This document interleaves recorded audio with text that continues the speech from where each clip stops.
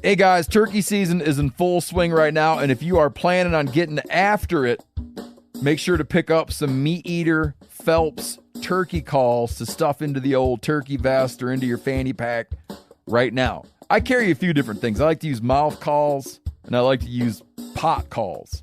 Mouth calls or diaphragms, I like them because it gives you hand-free calling, meaning when you're working a bird up close, you can have your gun on your knee, finger on the trigger, ready to roll, and still be making turkey sounds. I like pot calls because I just like pot calls. I enjoy calling with a pot call. Whatever direction you go, including a box call, which I don't personally use too much, but they're fun and great, and I started out with them. Yanni, on the other hand, one of my main turkey hunting buddies, he loves box calls. And what's funny is I'll now and then look to him and give him the look that means get out your box call and find us a turkey. So it's not that I don't like him. I just have Yanni use his. Then I don't have to carry it. Go to Phelps Game Calls. Get calls that are made in the USA and get calls that'll get them close. Find yours at phelpsgamecalls.com today. Hey, this is Tyler Jones, and you're listening to another Big Buck Breakdown from the Element Podcast.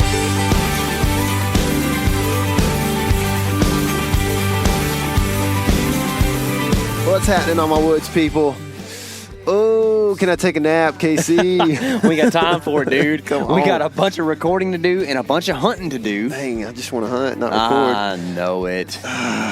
But you got to give the people what they want. Yeah, well, the people got what they didn't want over here. They got stuck like chucks. There's some people stuck over here in the road. Might should go help them, but at the same time, you shouldn't take a minivan down a muddy road. That's right. And there's a guy in a truck over there, but he ain't apparently wanting to help the minivan. No, He's I don't just know wanting what's to not going get on. stuck. I don't really think that minivan is stuck. They just kind of stopped. Maybe they're just chilling. Maybe. It's a Sightseeing. good chilling spot. It is. It's a cold, chilly day. We are back in Kansas and trying to get it done, and we've had so many close calls this year, man. I don't know. You know, last time we talked about this, you were like, you know, if you just keep getting close calls, eventually you can't have a season full of close calls. But I'm beginning to wonder. Nah, it's going to happen, man. I mean, it's I going to think so, happen. too. Think about, like, just how close it gets. I mean, 25 yards, right? 25 yards this morning. You and I split up.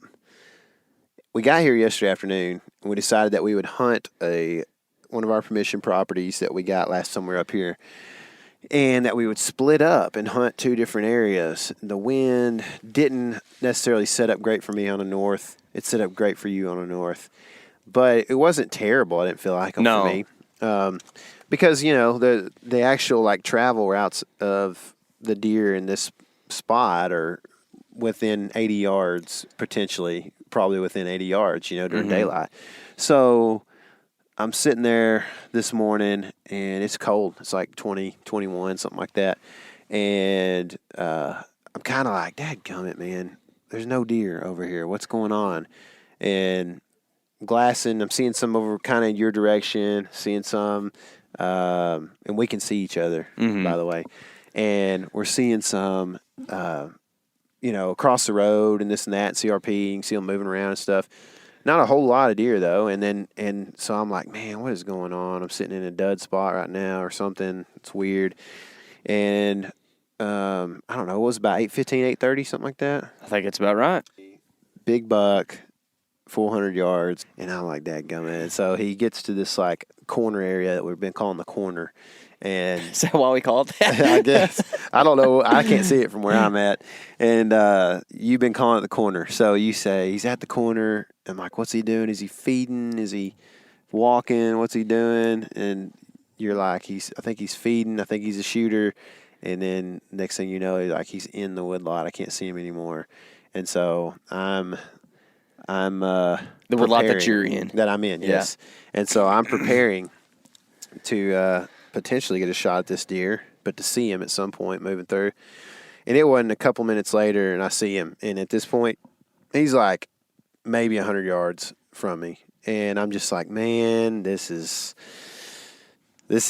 iffy right here. He's getting downwind of me, and so I start tickling the horns together a little bit, this and that, and trying to make him, I think I threw a grunt out there with my mouth grunt and everything, and I'm just trying to like get him to come towards me before he goes downwind, and long story short, this deer ends up getting close, and I try to make like a baby buck fight when he's at like 35 yards, and he gets inquisitive and he comes to like 25, and then he can see that there's no deer, I think, and I never had a shot at him at 25. He was just limbs and all kinds of stuff. He was pretty much directly downwind. I think I had some thermal help this morning, and he never ended up giving me a shot and worked his way off.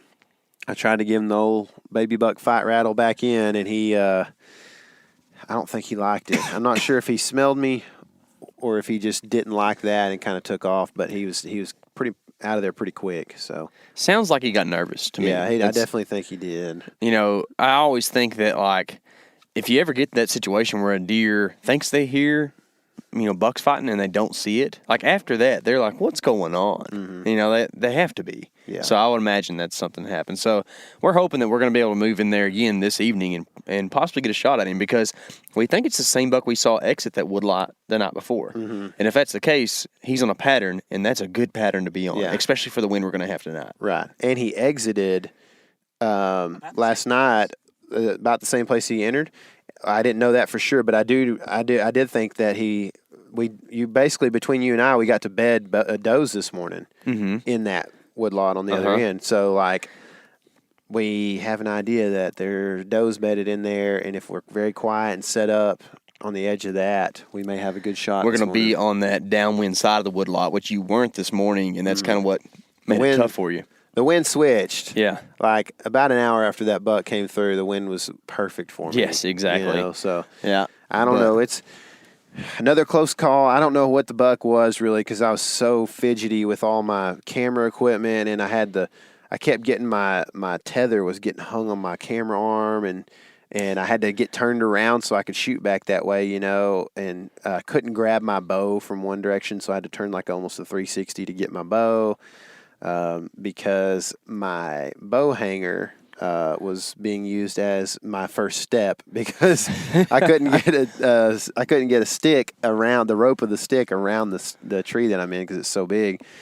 And so it's just kind of like, man, so many things just kind of worked out in the deer's favor this morning, but maybe it'll be different tonight. Maybe so. Maybe we should talk to someone who knows something about some success. I think we should. How that works. We have an old friend on the podcast. He's been on here a few times, talking some more depressing type stuff. We call him endearingly Nicky P. Nicky P. I don't know if he knows that or not.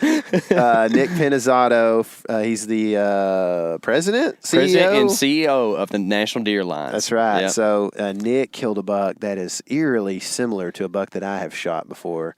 I was just like, man, that looks just like that buck. So we're going to let Nick tell us about that in a second. And hopefully that's fresh news to everybody. You know what I mean? That's right, man. It's super cool to get buddies on here who we know well, and that we can share these stories with y'all. Yeah, definitely. I mean, when I see one of my buddies post a picture on Facebook or something like that, I finally got one, whatever. Like, I'm just happy for them. Mm-hmm. And I kind of feel bad about soliciting sometimes. Yeah. Like, I want to give them a few days, because I know everybody's giving them congratulatory, and everybody wants, to talk to them about it or whatever. And I give them the hey, way to go kind of thing. But I don't want to get them so like, hey, I need you to help me out by being on my podcast now, And so I try to give them a few days, and hopefully this is fresh to everybody, and you haven't heard Nick's story yet, but this is... Nicky P's a pretty fresh guy. He's a fresh dude. He's definitely fresh. So, man, I'm just ready to go out this afternoon, so I guess here in a minute we're going to get Nick on the phone. Is it that time? It's that time, brother. All right, let's do it. All right, so on the phone now we have Nick Pinizzotto. He is the CEO and president of the National Deer Alliance. What's happening, Nick? Hey guys, just getting back from a hunting trip and looking forward to talking to you guys as always. Yeah, this is so you were out of state, but kind of familiar territory for you. Is that correct? Yeah, I was just hunting in Ohio, and it's a state that I lived in for the last 5 years, and we recently moved back to Pennsylvania. So I am ironically hunting out of state in the state that was a resident state for me for the last 5 years. Yeah. Right. So is this, because I don't know, the way you kind of started out, I follow you on social media, and the way you started out the season, I was like, man, he may just be too busy working to get much deer hunting in this year. And it seemed like you just didn't seem like you felt super prepared for this season. Has that changed for you at this point, or is it just a big lucky deal? I was nowhere near as prepared as I typically am, and it's because of the timing of our move. We moved literally the day before Ohio archery season started. Oh, yeah, and I knew I'd be hunting Delaware, which I have an opportunity to do, and I knew Ohio was going to happen. I just didn't know how much time it was going to be, and with the move, and then busy work schedule with the National Deer Alliance, and having a 2-year-old at home.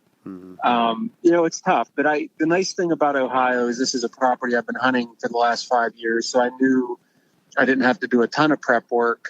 My stands were set, and it was just a matter of my schedule allowing me to get over there. Yeah, man, I saw the pictures on Facebook, I believe. And this deer is like unbelievably similar to a deer that I shot in 2014 that had big long brow tines and kind of the same like main beam shape where they're heavy and they go out kind of straight forward for a while and they kind of turn up. It's just, he looks so much like this buck that I shot in 2014. How did this all play out for you? Yeah, and I'm going to have to go back and check that out. But so it's interesting. This is a deer that I've known for quite a while. I've got quite a history with him.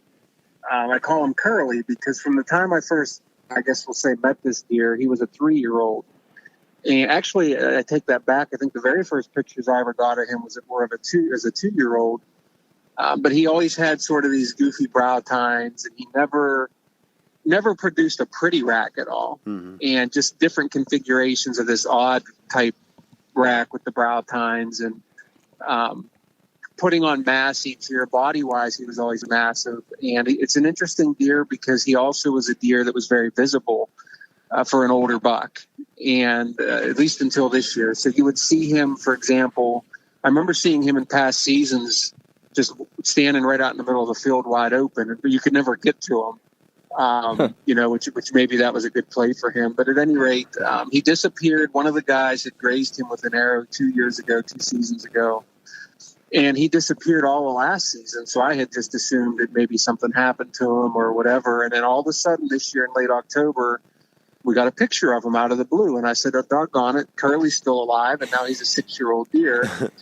And I really enjoy chasing these older deer. And I don't care as much. I've kind of carved a niche because last year I killed a 5-year-old deer that also didn't have a great, pretty rack. But I just have such an appreciation for older deer, and I don't. And to me, that's a very personal choice. Mm-hmm. I don't care what someone wants to shoot as their tag, and I think that's great. And for me, though, it's just I get such enjoyment trying to match wits with these much older deer, and that was the case with Curly. And luckily, yesterday I finally got my opportunity. So, was this? Like what's the scenario? Were you in a rut funnel? Was this closer to an ag field, or what did that look like? So it's a typical Midwest hunt, and ironically, I chose my spot. Yesterday was the opening day of firearm season in Ohio, mm-hmm. And I had been bow hunting. I bow hunted the day before, and I thought, well, I'd like to hunt with my bow, but if the weather is inclement, if it's raining, for example, I'm going to go ahead and take the gun out. And I haven't killed a buck with a gun for a long time. But at the same time, it's not that I'm against it. It's just I've always had success in archery. And, of course, I get up and it's raining and snowing. And ironically, I was setting up to hunt an 8-year-old buck that, believe it or not, I was aware of. And then just 2 days prior, I had gotten a video of him. This 8-year-old had shown up. And I thought, it's such a unique opportunity. Who kills 8-year-old deer? I'm gonna set up for him. And even though I don't think it's a great spot overall, I think it's a spot where I might see this buck.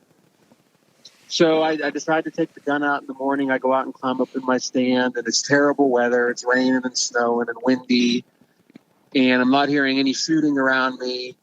And I happen to look out into the neighbor's field a couple 100 yards away, and I see some does. And if you're used to Midwest hunting, it's fence rows, it's big fields, and you can see a long way a lot of times. And all of a sudden, out behind them pops this buck. And I didn't recognize him as Curly right away. I just knew he was a big, mature buck.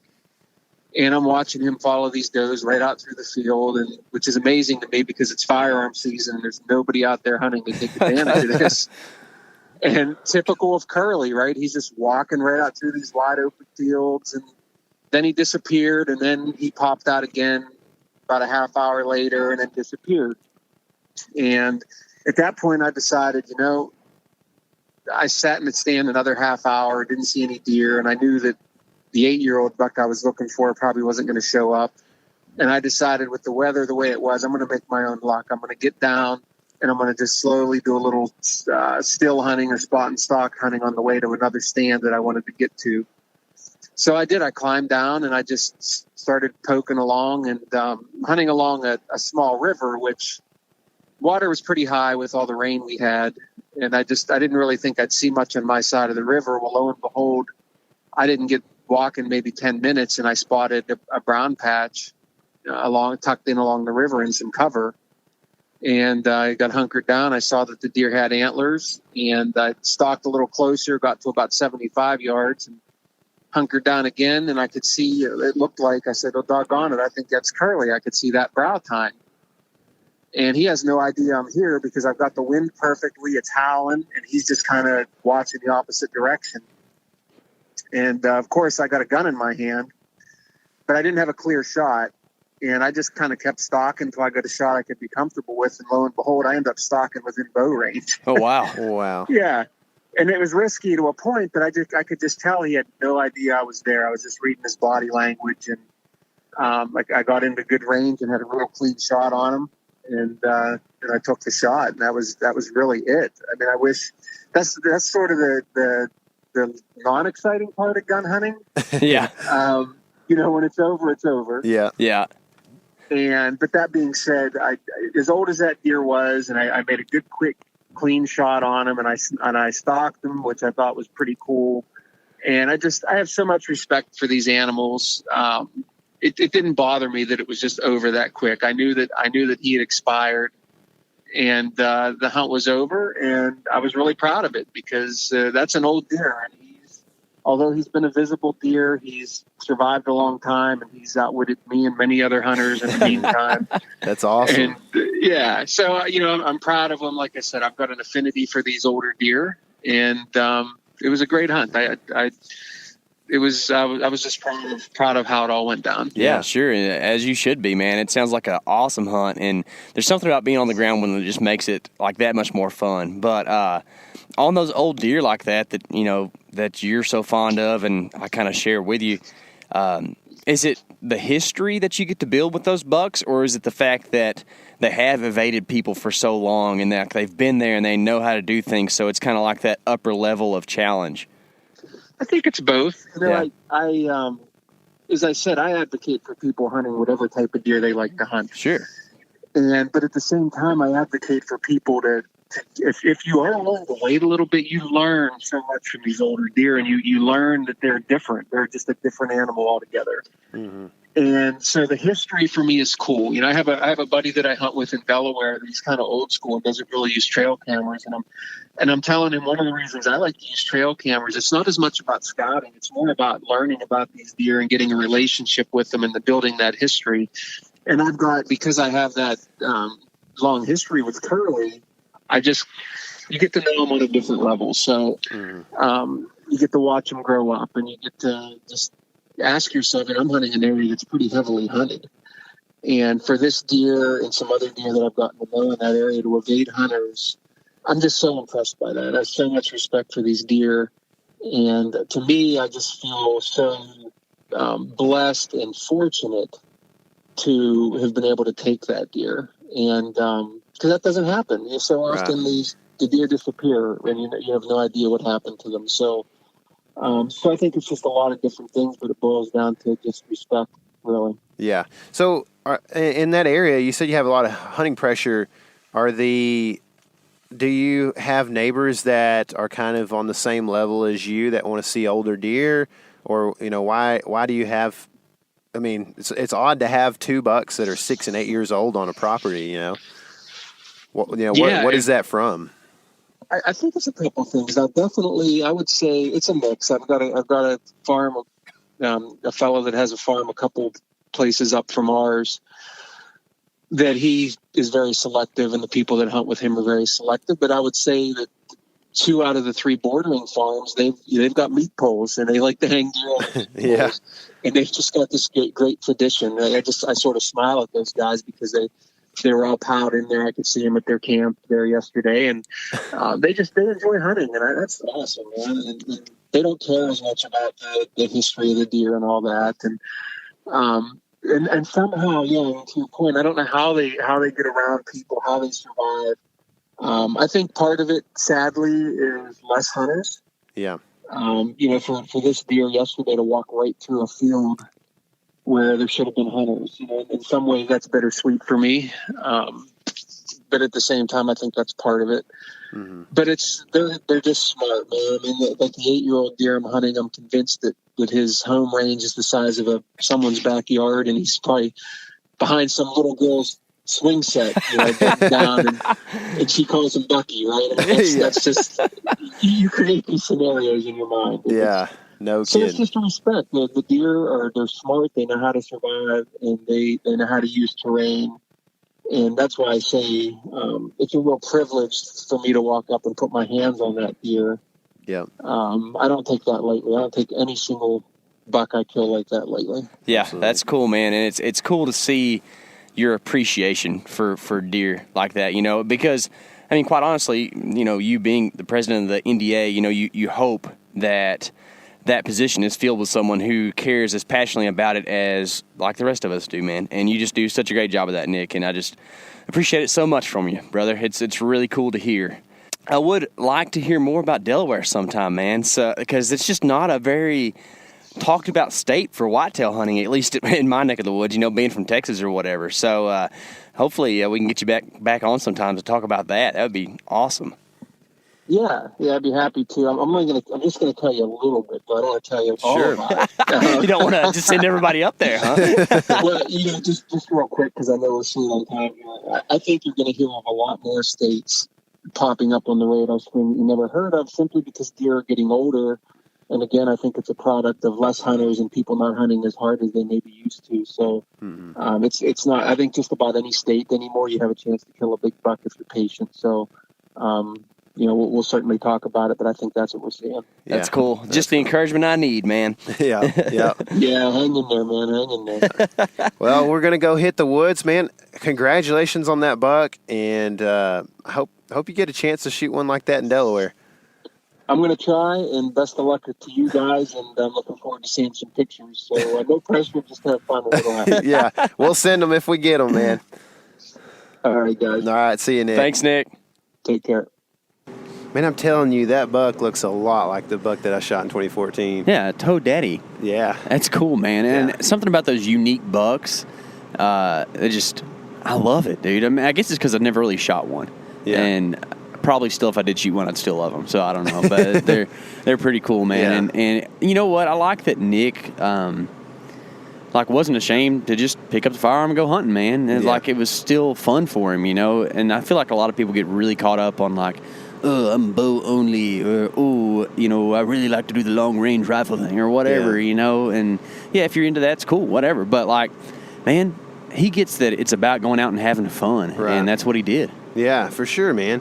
Yeah, the snobbery thing can go to other things than just weapons. I mean, it can be a public lands thing. It can be I mean, there's several different things that it could. Some guys are just snobs about being first. You know what I mean? Yeah. Yeah. So just make sure you're whatever you're a snob about, that you check yourself and make sure the reasons are correct. You know.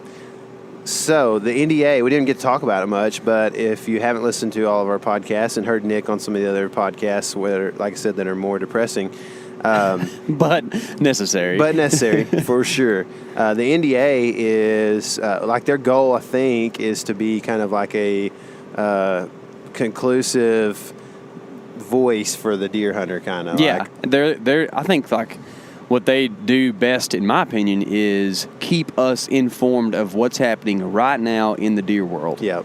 And they do that through a weekly email, and then of course great social media content and stuff like that. And Nick's kind of the brainchild of all that stuff. So yeah, if you're not a member of the National Deer Alliance, go join because it costs you nothing. That's right. And it's free. they don't spam you. Like, how cool is that? Like, how many things are there out there that don't cost much and aren't in like full of spam? It's pretty cool. I've been an NDA member for quite some time now, and I get a weekly newsletter that shows stories from around the country, and that's it. You know, I mean, you don't have to worry about like getting some Cyber Monday deal or anything. You know, like they're sending you a weekly newsletter, and it's very some of it, you know, may not really be interesting to you, but I can almost guarantee you that you'll find something in that newsletter.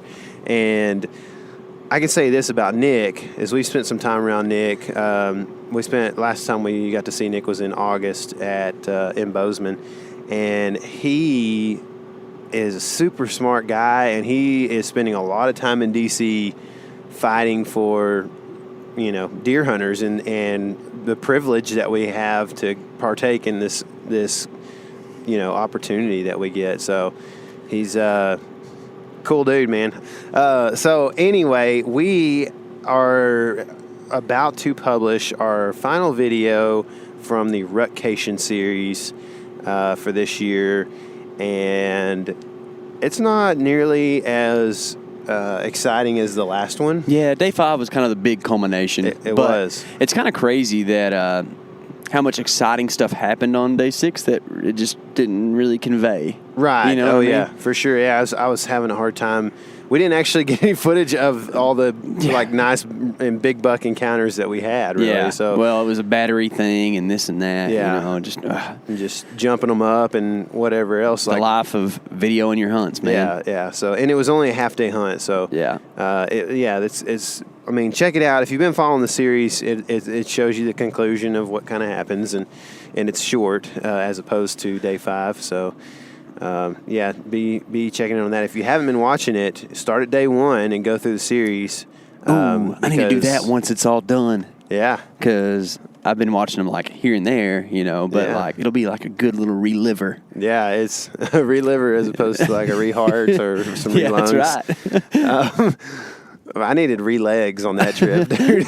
I need re-fingers after that. It's cold. You are not lying. So, anyway, was there anything else that the people need to know about? I don't guess, man. Just have make all sure. the Instagram claimers claimed? About 0 of those have claimed. Are you kidding me? Yeah, I'm not kidding you. Awesome. So, is it this Thursday or the next Thursday? I believe it's next Thursday. Okay, so next Thursday we will find new winners for the OnX Premium membership. All you got to do is follow on Instagram to be in the running for that. If nobody claims their winnings, did we release that on the podcast? We did. That's it would right. be last Thursdays. Yeah. So anyway, if you're listening, go check that out. Make sure you're not a winner, and make sure you follow on Instagram because whoever doesn't claim is going to lose out next Thursday. Y'all wish us luck because we're hunting right now, and it's been more roller coaster. Cliche roller coaster thing going on. So anyway, send us some good vibes your way. And Casey, I'm ready to go eat some hot food, dude. Oh man, I need it. Yeah. All right. So you guys, I hope you're getting out in it. I hope you're enjoying your season. If you haven't tagged one yet, there is still time. They are still cruising around and doing their thing. At least in the several places we've been hunting. Yeah. If you do tag one, tag us in your photo. We want to see it. Yeah, definitely. Yeah, we've had several people send us photos in like the DMs on Instagram and that kind of thing, and it makes me. It's like, hold on, maybe you should be hosting that. I know. I think apparently the people who listen to this are way better hunters than the people who record it. Just saying. yeah, no doubt. So anyway, hope you guys are having a great week. God bless, and remember, this is your element. Live in it.